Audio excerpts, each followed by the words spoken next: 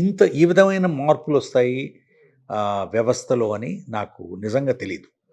అందులోనూ 13 సంవత్సరాల్లో ఎన్ని మార్పులొచ్చాయనేది కూడా రాజకీయంగా గావచ్చు, ఆర్థికంగా కావచ్చు, అంటే వ్యవస్థలో ఎన్ని మార్పులొచ్చాయి సమాజంలో అనేది నేను అవగాహన లేకుండా తిరిగొచ్చేసాను. అంటే అప్పుడు నేను వెళ్ళినప్పుడు మ చాలా ఆప్టిమిజం ఉండేది నాకు. అంటే దేశాన్ని మార్చేయొచ్చు, సమాజాన్ని మార్చొచ్చు, వ్యవస్థలో మార్పులు తీసుకురావచ్చు అని గట్టి నమ్మకం ఉండేది. హ్మ్. ఆ గట్టి నమ్మకంతోనే నేను తిరిగొచ్చాను. అంటే మీరు ప్రభుత్వంలో అది రాష్ట్ర ప్రభుత్వం కావచ్చు, కేంద్ర ప్రభుత్వం కావచ్చు, ఇక్కడ ఉన్నటువంటి స్కేల్ ఆఫ్ ఆపర్చునిటీ అది ఇంటర్నేషనల్ ఆర్గనైజేషన్స్‌లో ఉండదు. Scale is correct. కరెక్ట్. మీకు కంఫర్ట్స్ ఉండొచ్చు. జీతాలు 10 రెట్లు, 20 రెట్లు ఎక్కువ ఉండొచ్చు. బట్ హ్మ్, ప్రజలకి మార్పు తీసుకురావడానికి ఇక్కడ కోట్ల మంది గదండీ! మీరు కోట్ల మంది జీవితాల్లో మార్పు తీసుకురావచ్చు. ఒక మంచి హెల్త్ సిస్టమ్‌ని క్రియేట్ చేయాలంటే. కానీ నేను ఐయామ్ నాట్ డిసప్పాయింటెడ్. ఎందుకంటే నేను రావడంతోనే నేను హెల్త్ సెక్రటరీగా పనిచేశాను. ప్రిన్సిపల్ హెల్త్ సెక్రటరీగా. హెల్త్ సెక్రటరీగా చాలా మార్పులు తీసుకురావడానికి ప్రయత్నం చేశాను. కొన్ని మార్పులు తీసుకొచ్చిన మార్పులు ఇప్పటికి కూడా కంటిన్యూ అవుతున్నాయి. రైట్. కొన్ని కొన్ని వెనక్కి వెళ్ళిపోయాయి. అది వేరే విషయం. బట్ నేను తప్పకుండా అంటే ఇంకా చేయగలిగానా అంటే చాలా చేయవలసిన అవసరం ఉంది. నేను అనుకున్న దానిలో ఒక 10% చె మొదలుపెట్టాను. నేను చేశానని కూడా అనడం లేదు. 10% 5 సంవత్సరాలు నేను ఫైనాన్స్ సెక్రటరీగా పనిచేశాను. ఫైనాన్స్ సెక్రటరీగా పనిచేసినప్పుడు వ్యవస్థలో ఎందుకంటే అన్ని డిపార్ట్మెంట్స్‌తోనూ మార్పొస్తుంది కాబట్టి కొంతలో కొంత హ్మ్. వ్యవస్థని మార్పు తీసుకురావడానికి నా పరిధిలో నేను ప్రయత్నం చేశాను.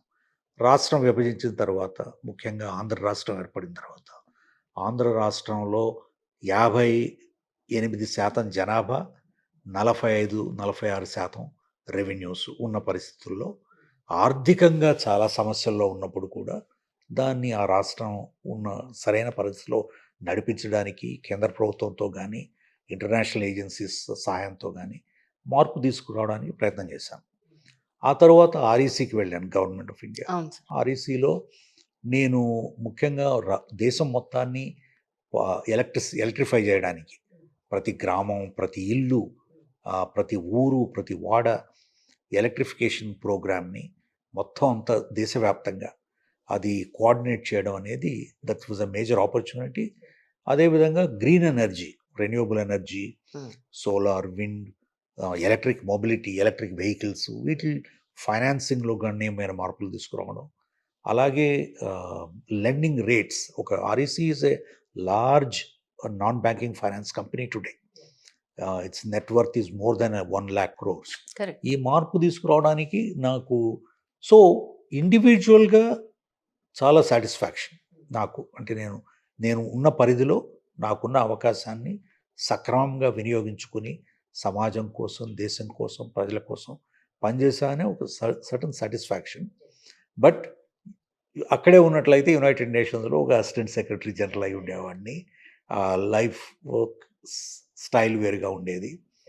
తర్వాత so there is always 2 ways. But నేను medicine at the peak of my medicine MBBS university లెవెల్‌లో గోల్డ్ గోల్డ్ మెడల్స్ మెడల్ సాధించి. తెచ్చుకొని, కరెక్ట్. సాధించి ఐఏఎస్‌లో చేరడం అనేది ఒక పెద్ద ఐడియలిజంతో అంటే extraordinary sense of purpose in life. దేశం లైఫ్ ఒక మిషన్. ఆ మిషన్ అనేది ఒక పర్పస్ ఉంది దానికి అనే ఉద్దేశంతో చేరింది.